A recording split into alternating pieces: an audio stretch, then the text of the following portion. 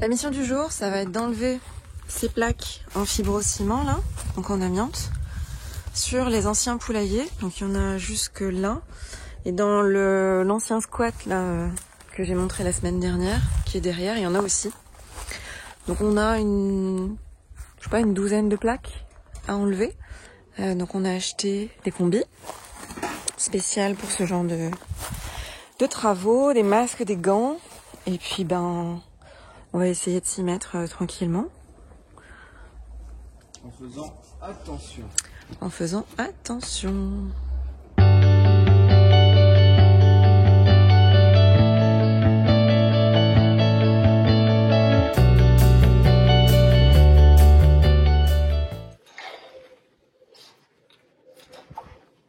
J'ai un peu serré, non? Oui.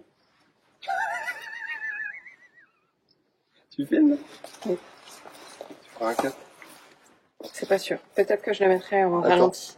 Fais-le comme ça, vas-y.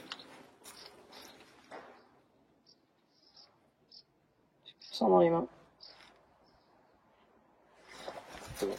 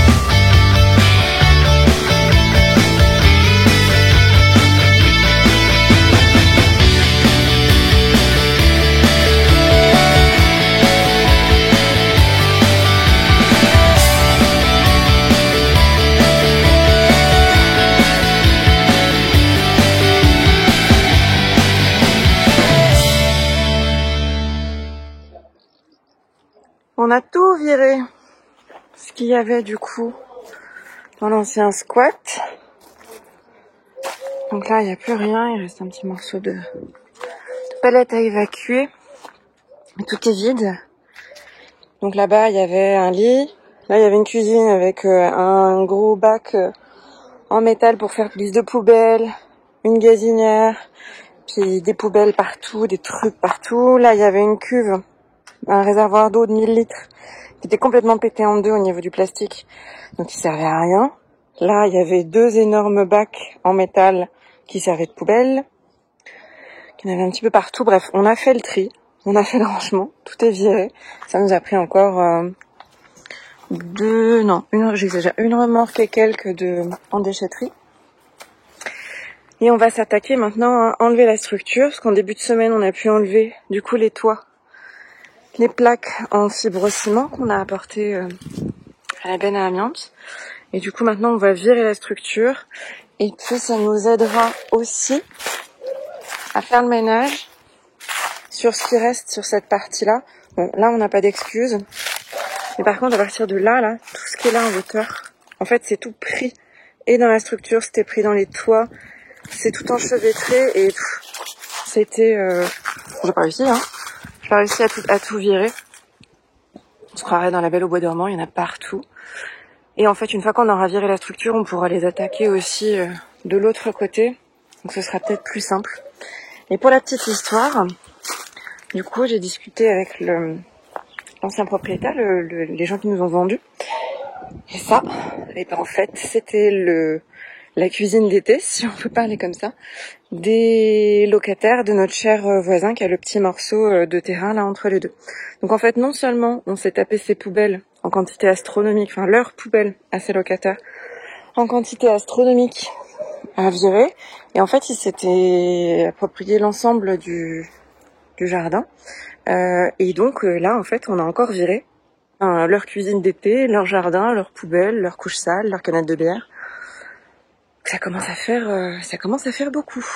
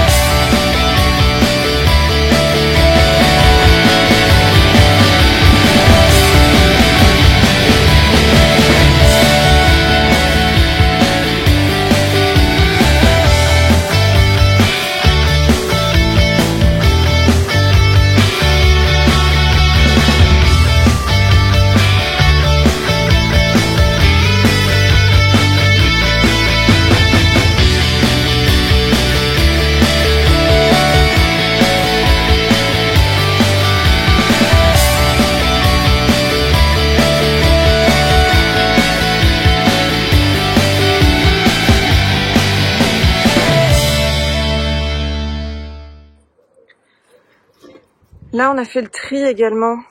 On a fait du ménage sur tous les anciens poulaillers, là. Donc, il y avait tous les toits en fibrociment qu'on a pu virer. Donc, il y allait du mur là-bas jusque là, en fait. Et tout là, il y avait une structure en bois que PA a pu défaire avec les nichoirs, etc. Et là-bas, dans l'angle, là, entre la maison et le poulailler, il y avait un peu de tout. Hein. Il y avait du grillage, beaucoup de grillage. Là, il y a toute la structure en bois qui servait à faire les poulaillers que PA a enlevé. Et en fait, il y a des morceaux de... Aussi, petit détail. Là, il y a des pierres. En fait, le papy qui avait fait son jardin ici, il avait mis des pierres pour délimiter. Donc, il avait fait 2 grands carrés. Clac, clac, jusqu'au bout, là. Et le même ici, on voit encore les traces là où on a enlevé les pierres. Qui nous en reste encore sur toute la rangée qui est là. Et on pensait en être venu à bout, et en fait, il y en a certaines qui étaient plus profondes que d'autres. Donc il en reste, on en a déjà charrié un paquet. Il y en a aussi là-bas qui délimitent les hortensias. En bref, il y en a partout, on s'est bien amusé à aller les récupérer. Et donc oui, on a viré, donc ça, il y a beaucoup de lierre qui est pris dedans parce que toute la végétation avait poussé, mais c'est des bouts de grillage avec des bouts de bois, et puis encore une fois, il y avait plein de déchets en fait. Hein. Donc là, on a fait à peu près propre là-bas. Je dis à peu près parce qu'il y a un nid de guêpe là dans l'angle. Donc on va attendre de se faire livrer le produit avant d'y retourner. Et en fait, il y avait plein de... Là, il y a une sorte de filet de pêche qui fait peut-être, je sais pas, 30 mètres de long. Et à l'intérieur, il y avait que des déchets en fait. Il y avait déjà plus de... Je crois qu'il y avait déjà plus de portes quand on est arrivé, je me souviens plus. Mais bref, tout ça, c'était plein donc de lierre et puis de merde, de déchets. Il y a toute la partie où là, il y avait les poulaillers aussi, toute la structure en bois que PA a démontée. Et malheureusement, on devait avoir un petit coup de main. Enfin, un petit coup de main. On avait trouvé quelqu'un sur le bon coin pour nous aider à enlever... je vous explique. Là, du coup, sur la partie en dur qui reste, nous, on voudrait garder de là jusqu'à là, cette partie-là, pour en faire un abri à jardin. Parce que du coup, il va y avoir le jardin, il va falloir quand même ranger la tondeuse et 2-3 outils. Donc, se faire une partie là qui sera fermée. Mais du coup, ça veut dire que à gauche, toute cette partie-là, il faut l'écrouler. On veut garder le mur du fond quel mur avec la voisine et qui, somme toute, pas désagréable. Et garder la dalle pour faire une partie terrasse un peu surélevée d'été, qui sera toujours propre et qui sera pas dans l'herbe, donc c'est pas mal. Mais du coup, on voudrait enlever cette partie-là, donc les parties murs extérieurs et intérieurs, et surtout les murelles qui sont là, qui servent plus à rien dans ce qu'on veut faire. Et ça fait quand même pas mal de gravats, et en fait, on avait trouvé quelqu'un sur le bon coin pour nous le faire. Et le gars n'est jamais venu. Donc j'en ai appelé un autre qui doit venir ce week-end pour faire un chiffrage. Mais bon, je suis un peu déçue parce que ça devait se faire lundi matin, première heure. On devait être débarrassé de ça et nous on aurait pu avancer sur d'autres choses. En fait, non. Mais bon, c'est comme ça. Dans les nouveautés de la semaine à l'atelier, je suis allée chercher un charmant échafaudage sur le bon coin. Donc on avait que les montants, hein, que la partie structurelle. Du coup, comme on avait du lambris qui traînait, j'ai réutilisé le lambris pour faire la dalle. Donc il n'y avait que des bois de récup, hein, que des petits morceaux de récup. Donc ça va être bien plus pratique pour avancer parce que on a quand même, là on a 4,40 de hauteur sous plafond. Donc il fallait au moins ça, et là il monte à 2,50 m. Sauf que le problème c'est que quand lui monte à 2,50 m, j'ai rien pour monter dessus. Donc limite il va falloir qu'on monte avec l'échelle sur l'échafaudage. On verra. Et pour le moment je me suis attaquée du coup aux poutres. Donc je les avais déjà décapées un petit peu, enlevé la peinture, la blanche. Donc là on voit où j'avais commencé ce morceau-là. Et après je les ai passées à la ponceuse. Donc en l'occurrence avec l'aspirateur et puis la petite ponceuse, pour pouvoir enlever les marques de peinture qui restaient. Là on voit par exemple il reste encore pas mal de marques de peinture. Et du coup après on passe à un bois qui est plus joli. Et ce qu'on avait prédit est arrivé, c'est que sur cette poutre-là, je vais monter et me rapprocher, mais on a un problème. Donc sur cette poutre-là, on a un gros problème, parce que normalement, elle est carrée comme celle-ci là-bas. Et celle-ci, alors j'ai même pas fait, j'ai arrêté au bout d'un moment, mais elle est complètement grignotée. Donc là, elle avait sa taille standard. Puis plus j'ai gratté, et plus... on pourrait encore gratter, hein, donc au bout d'un moment, j'ai arrêté. Mais elle est complètement bouffée. Complètement bouffée de partout. Et le problème aussi, c'est que du coup, il y a des petites bêtes qui se sont promenées sur les autres bois périphériques. Donc tout ça, là, on voit pas bien parce que c'est plein de poussière, mais c'est tout bouffé, tout bouffé, tout bouffé. Là aussi, là-bas, enfin bref. Donc, on va faire appel à quelqu'un pour changer celle-ci. Parce que c'est quand même la pièce maîtresse qui tient toutes les autres. Je vous montre la structure du fond. C'est du coup la partie centrale qui est là, qui tient les 4 autres sur la poutre principale qui est là. Donc il faut la changer, il n'y a pas de débat. On va aussi traiter, on va essayer déjà de dépoussiérer, parce que du coup il y a beaucoup de cochonneries qui traînent. On va essayer de dépoussiérer les bois qu'on garde. Donc dépoussiérer, ça veut dire aussi enlever là toute la partie de petits restes de petites poussières qu'il y a dedans. On va traiter, il y a toute la petite poussière là qui est prise dedans. On va traiter les bois au xylophène. Donc là, il recommande 3 passes à minima, 3 passes en curatif. Et on va, pour les grosses poutres comme ça, le xylophène en surface, ça suffit pas. Donc il faut théoriquement percer les poutres, tous les 30 cm environ, mettre des petites chevilles creuses dans lesquelles on injecte du xylophène avec un petit bouchon, et qui permet du coup, quand on va arriver dans des parties comme ça, de faire passer le xylophène en fait à l'intérieur même de tout le labyrinthe en fait qu'ont fait les xylophages. Donc on va regarder pour s'équiper de ça, pour acheter ça, mais effectivement ça c'était quelque chose qui n'était pas prévu et qui nous a pris finalement beaucoup plus de temps, parce que venir enlever toutes les parties du bois abîmées, c'est assez chronophage.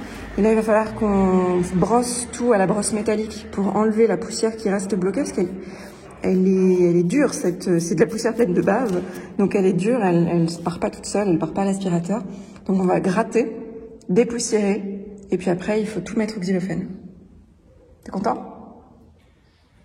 Je m'en serais bien passé. On s'en serait bien passé, mais c'est comme ça. Au moins, on va se dire qu'on en a qu'une qui est grignotée, donc c'est déjà pas si mal.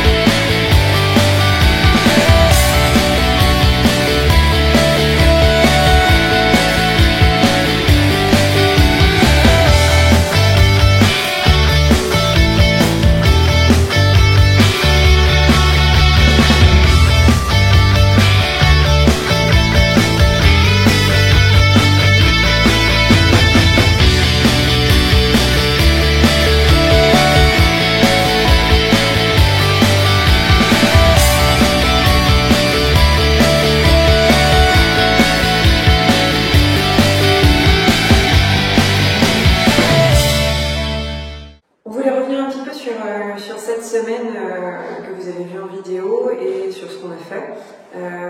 Nous déjà quand on a fait le montage là ce matin, ça nous a fait bizarre de se dire qu'on a défait les tours en amiante au début de semaine. Ouais, parce qu'on s'est dit qu'il n'y avait pas énormément de contenu et toi tu as filmé quand même pas mal à la fin de la semaine, mais en réalité il s'est passé énormément de choses. Donc ça avance progressivement, pas autant qu'on aimerait comme d'habitude, mais bon, ça c'est les joies de la rénovation, c'est comme ça.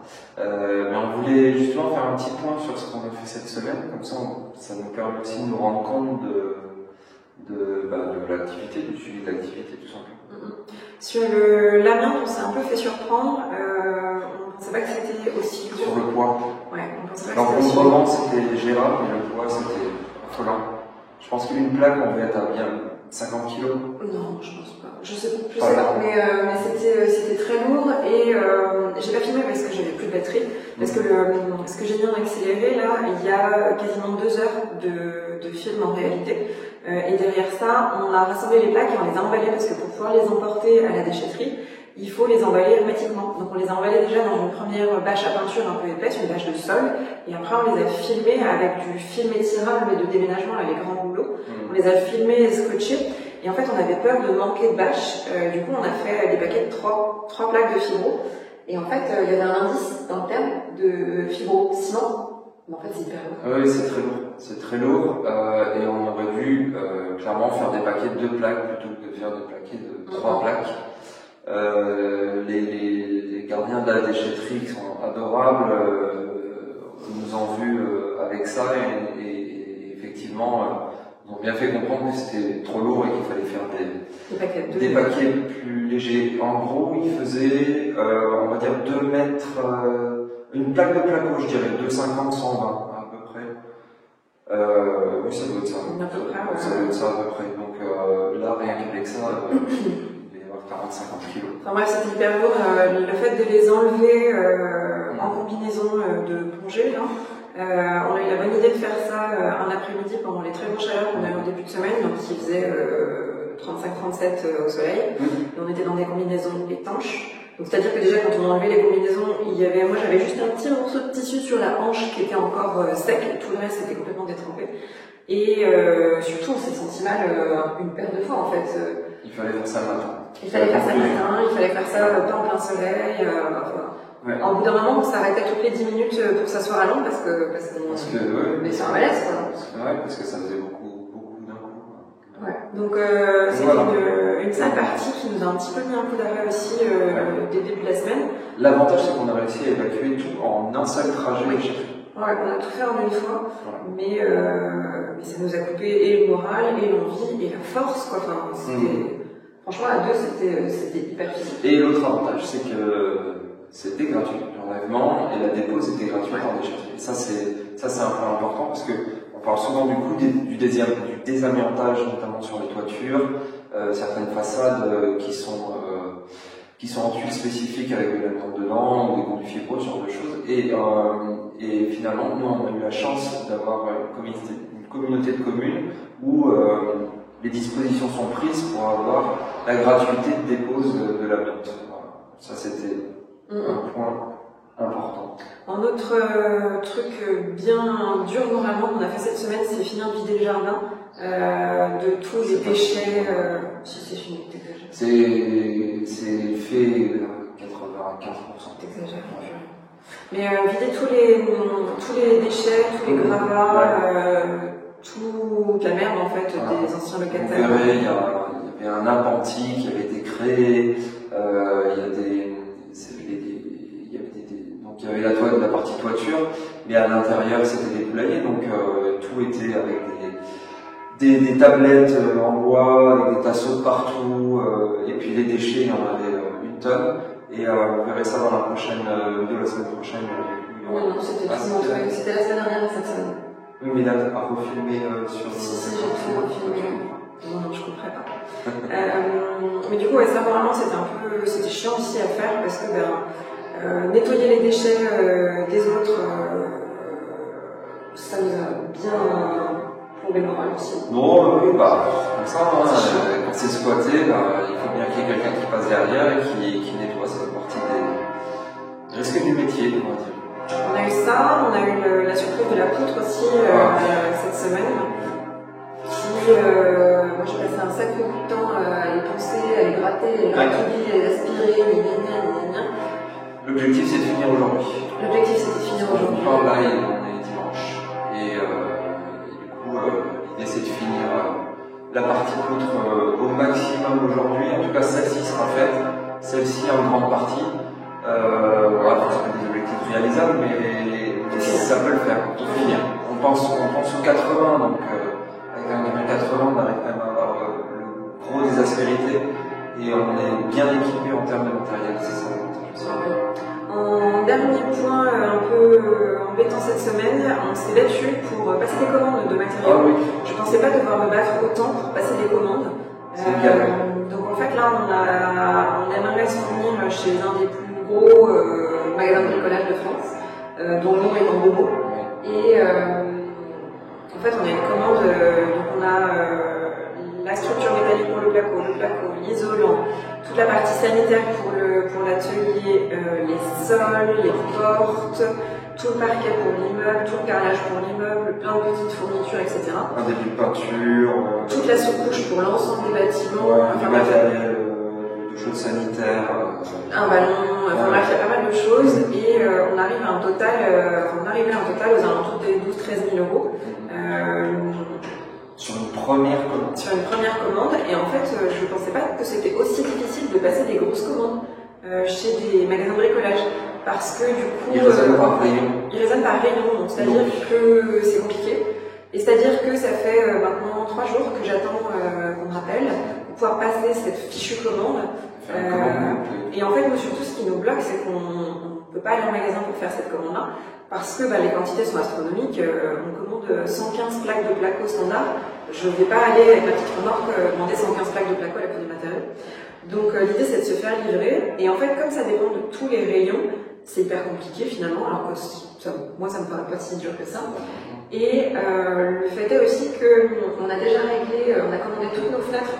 On a déjà réglé beaucoup en carte bleue là ce mois-ci. Et on a des plafonds, moi j'ai passé mon plafond de carte à 20 000 euros. Donc au bout d'un moment, on ne peut pas non plus tout payer en carte. Donc on aimerait payer en virement cette grosse commande-là. Et visiblement c'est hyper dur en fait. Donc c'est pas grave. Donc je les harcèle à peu près toutes les 6 heures en les rappelant, en leur demandant qu'on me rappelle, etc. Parce que personne n'arrive à me passer personne dans cette boutique. Franchement, ça me dépasse. Et à côté de ça, du coup, certains matériaux qu'on pensait commander chez eux, au final, on est en train de les décaler sur d'autres magasins.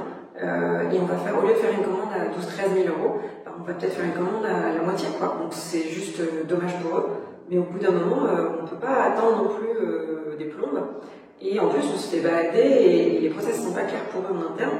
C'est-à-dire que j'explique une fois ma problématique, on me répond une chose, je rappelle 6 heures après parce qu'on devait me rappeler, personne ne m'a rappelé.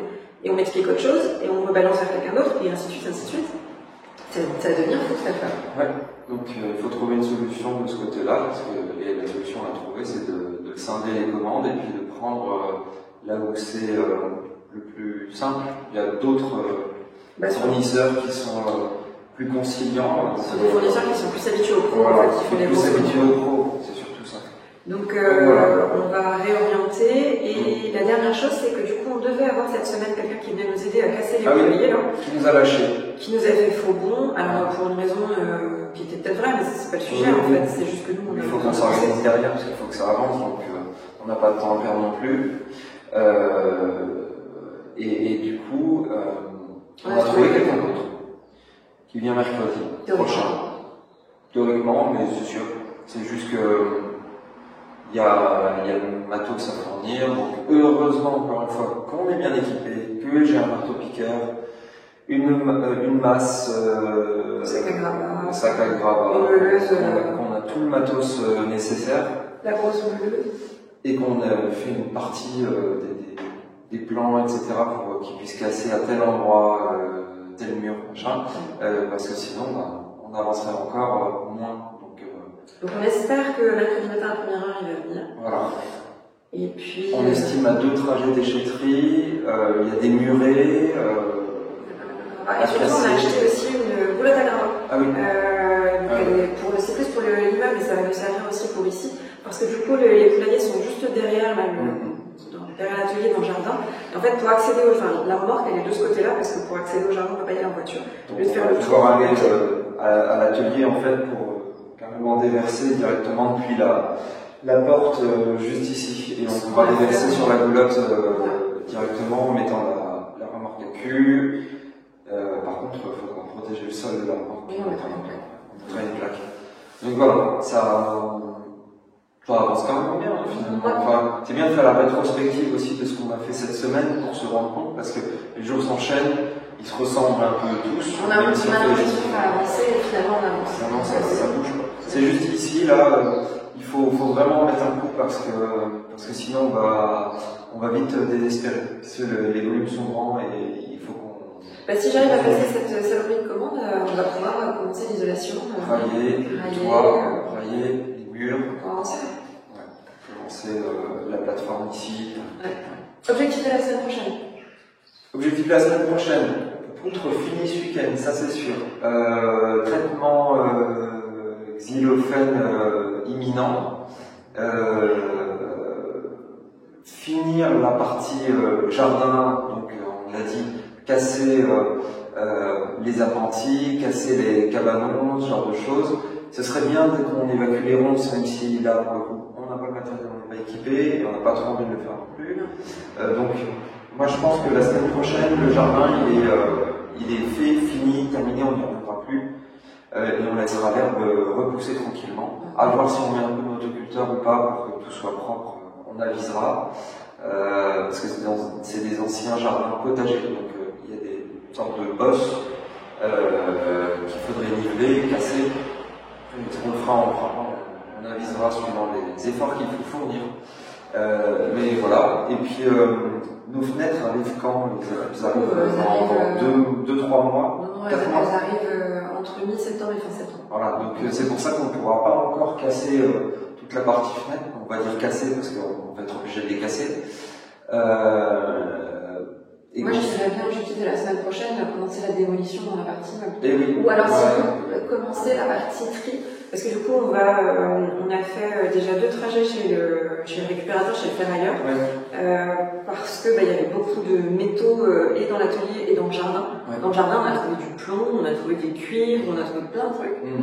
C'est une astuce, si vous avez du cuivre qui est facilement récupérable, des métaux même, peu importe, que vous êtes encore une fois équipé pour pouvoir emmener tout ça chez un récupérateur de métaux dit ferrailleur. Et bien ça vaut le coup, tout simplement, parce que là on doit être à 6,50 € le cuivre, le kilo de cuivre, voilà, les câbles qui traînent, cuivre mêlé, ça peut rapporter aussi un petit peu, donc ça fait un petit pécule, ça fait une petite donc il va falloir démonter tous les câbles, parce qu'on fait toute l'électricité en face, donc démonter tous les câbles apparemment pour pouvoir effectivement les récupérer. Et démonter les radiateurs, démonter tout le réseau en cuivre, parce que c'était des anciennes chaudières gaz, donc démonter tout le réseau en cuivre de ces anciennes chaudières et des radiateurs, démonter le réseau en fonte du chauffage central. Donc, ouais. Ce serait bien de faire ça. Mettre en vente chaudières. Chaudières gaz qui sont encore très bonnes et de très bonnes marques. Qui sont récentes, ouais, on va juste pas les réutiliser donc voilà. Objectif de la semaine prochaine, on craque le jardin et on commence la démolition dans la partie immeuble. C'est ça. Vous suivrez bien sûr tout ça avec nous. On l'espère. À bientôt. À bientôt. On est plus détendu là, c'est cool. J'ai oublié de filmer.